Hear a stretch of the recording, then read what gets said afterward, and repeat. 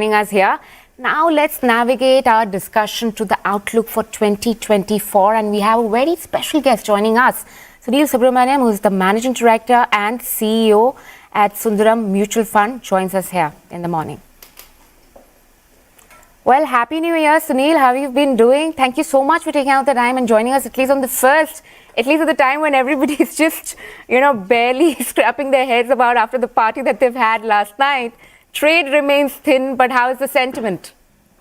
Sentiment remains positive. I think with the two elections in the year, I think there's going to be a lot of noise and buzz. And I think the earnings season also is looking expectant because we've had the festival season. So those numbers in companies should reflect. And I think it's something that we're eagerly looking forward to.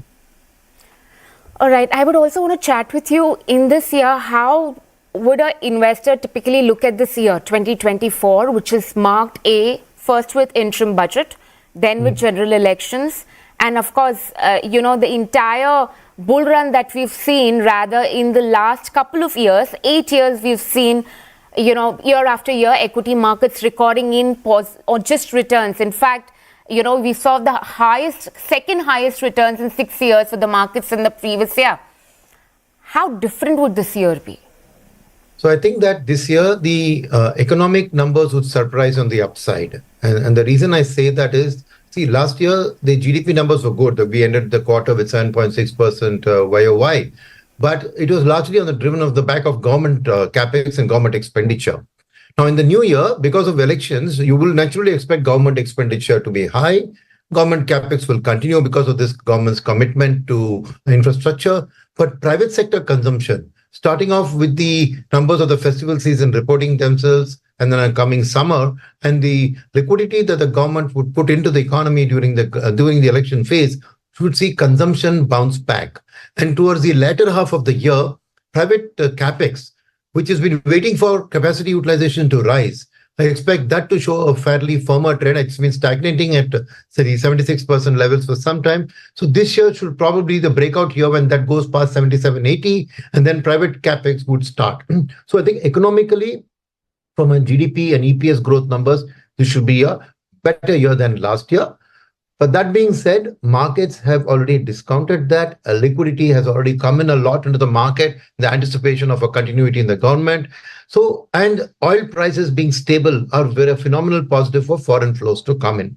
So I expect the market to deliver double-digit returns in 2024, but do not expect the same kind of a replica of the high double-digit that you saw. I would say medium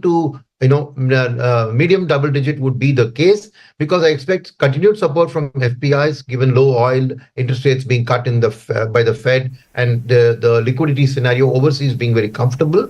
But domestically also, the SIP book, I see that it's touched 17,000 crores. I expect it to touch 20,000 crores in the first half of the year itself, and that should provide a strong buying support. So from an investor's perspective, I think a multi-cap portfolio, like a large and mid-cap, multi-cap, which has a flexibility to move across the cap curve, would be the best to deliver this year. Rather than make their individual choices about how much in large, how much in mid, and how much in small, I would say flexi-cap, large and mid-cap, multi-cap. These are the three segments where an aggressive investor should park his money this year, because fund managers will gradually do the shift from initially perhaps a large cap orientation to end the year with a mid and small cap orientation. That's one. Of course, for moderate investors, I would encourage them to revisit the balance advantage dynamic asset allocation category, which last year didn't see so many flows because people were taking risk. Moderate risk investors should again get back to the hybrid category, and multi-asset allocation funds, which since the last year's finance bill have gained importance, because this is the only way you acquire debt and commodities like gold in a tax efficient manner. Multi-asset funds I see as raising a lot of money this year, because a lot of investors would participate in this, especially the moderate and the conservative risk investors. All in all, even there, I expect a low double-digit return to deliver during the year. So good year for the stock markets with good earnings, good liquidity support. But last year was a fabulous year. Do not expect a repeat of that kind of a very high returns, but I think strong middle double digit should be a very satisfactory end result. All right, so moderate your expectation is the first key takeaway that I'm gathering from the conversation. 20% is what we clocked, Indian equity markets clocked in 2023, and 15% is what is expected in this year, just to put it in as many words. But just a trend that I would want to take more understanding on. DIIs thus far have been, outperforming FII and have been lending in the required support to Indian equity markets for 3 consecutive years now. Do you think this year will be any different? We will see FIIs come back into Indian equity markets in a big way. That's A. Do you think China's growth story can throw away or maybe just divert FII flows which were otherwise supposed to creep into Indian equity markets now to Chinese market? What do you think is the stand going to be when it comes to the FII book per se? So I think the first half of the year is going to see a strong bounce back, and I think FIIs will overtake DIIs in terms of buying in the Indian market up to the elections, because like I said, there's a lot of money coming in on an expectation of a good result. Post that, right, if the results do come out as anticipated, there could be a little profit booking in the second half. So I think first half, I expect FIIs to dominate the flows going into the capital markets, and hence I expect large caps to do better in the first half. In the second half, I would say that some bit of profit booking, it would then DIIs will be a steady growth. Like I said, I see the SIP book going past 20,000 crores in the first half, and maybe even touching the 25K mark by the end of the year. So there should be good buying support from investors throughout the year. But like I said, for the first half, I expect FIIs to dominate. On the China factor, see, China returning to growth obviously would lead to a diversion of capital. But remember that in a 25 trillion world liquidity, India gets 700 billion.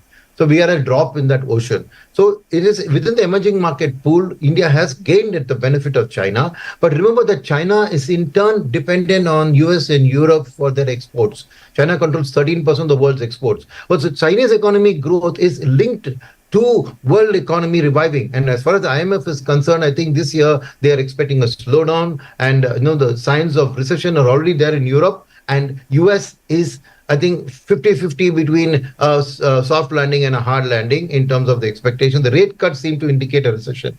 So I don't see China's growth coming back. But that being said, if the Chinese market corrects more, then from a value proposition, it would be attractive. You could see some reallocation of money into China. But probably that's the second half of the year story. In the first half, I expect to be India to be receiving strong FII flows. Okay, so the first half you think we can see good FII flows, but do you see that actually also shaping up for the entire year, or you expect the second half to be rather dull after we're done past with elections? See, the second half of the year, the big election is the US election. So all attention would be on that and what it means, right? That's one. So it's also then dependent on what Fed actually comes. We have 6 months of data on the US coming. The Fed, as you know, keeps sitting every quarter. So they will again revise. So if they're going to revise it upwards, then it means a different story. The rates not cutting. So I think second half will be news flow driven. We'll wait and watch. There's no reason to expect FIIs to take out money except for short-term hedge funds who have taken a 6-month call booking profits. Otherwise, sovereign wealth funds who allocate based on share of global GDP will continue to keep their allocations to India high. Pension and insurance funds will keep coming high, as well as ETFs. So it's only the hedge fund which will lead to a dramatic difference in flows. But the core FII flows, which is at least 30 to 40%, is long-term active mutual funds, ETFs, as well as sovereign wealth funds. That will continue. So the delta that you say will be a hedge fund call, and there you could see some moderation in the second half as they book profits. All right, that's the word. Of course, I'd also want to talk about the wall of worries for Indian equity markets for 2024. I'm sure you preempted this question already with the amount of, perhaps a little bit jittery trend that could play out ahead of general elections. That could be one. Oil being the second one. Of course, China's strategy being the third one. Which do you think, what all are the factors according to you which can otherwise throw the 15% return projection in a tizzy according to you? I think all the factors that you mentioned, a sudden sharp spike in oil, perhaps a reversal of trajectory of the slowdown. Right now, they've expected to say 75 basis points next year, 100 the following year, and 75 the following year. If that change in trajectory happens, that could reallocate FII capital. But I think for me, the significant risk in India is a lot of money has gone into the infrastructure related segments over the last 12, 18 months in the anticipation of a strong private sector capex revival. That's not yet happened because consumption hasn't picked up beyond. The V-shaped recovery in consumption you saw post the second wave hasn't sustained, it is flattened. Now, if that doesn't get up sharply, so watching consumption numbers in the first of the year, and if that doesn't get up sharply, then the infra story, if it's getting delayed, there could be profit booking by fund managers abroad and in India in infra, and trying saying we'll wait and come back into the sector later when the ground activity picks up. That could be a key trigger for volatility this year because, as you know, it's in the smaller cap space that infra stocks are higher. I think about 40% of the small cap index is infra. So the only thing I would say is this during the year, we have to see ground level capex start in some form during the year. And that's the biggest risk because the valuations have run up a lot there and these earnings need to come in and support that. So that's one. The second aspect here, I would say, in fact, linked to that is also the banking sector. Because only when that picks up will the corporate banks lending start and all of that. So some of that is factored in the valuations already. So it has a multiplier effect in terms of valuation. But if that story turns good, then it's like really giving a boost to both the economy and the markets. Other than that, as a risk, for me, the post-election profit booking, because if the election, the markets run up a lot, then there's a normal healthy part of the capital market is for short-term investors to book profits, not from India, but from abroad. And from a market return perspective, if they feel, say, next year, next September, is when this year, if you remember, in September is when FIS September and October pulled out money. Why? Because they saw the winter coming. OPEC announced production cuts. Oil went to 95 and they panic when they see oil rising as far as India allocations are concerned. So next September, would the same story repeat? Would again OPEC get into a production cutting mode? Would the winter look to be a very harsh one where energy will be needed? And then hence, if oil prices in September, October are expecting to rise through the winter, then you would see again some profit booking, reallocating away from a commodity importing nation like India to a commodity exporter like Brazil, for example. So I think those are the two key risks. Oil price in the second half of the year, as well as the delay in the infra cycle and the consequent capex. What are the themes that essentially would be in focus? Of course, it is also going to be a lower interest rate scenario that you are anticipating for 2024. Do you think financials will continue to be in focus? And there has been enough focus being placed on the real estate index too, which has been an outperformer in 2023. And perhaps some of the experts' opinion is just that the bull cycle is just begun for the sector. How would you look at it? So I think I agree with that. So for me, the biggest driver would be consumption. And that is not only because I expect festival season numbers to reflect strongly, I expect government spending to result in mass market consumption at the bottom of the pyramid, but also the fact that capital hasn't gone into consumption as much as it deserves because it's gone to infra.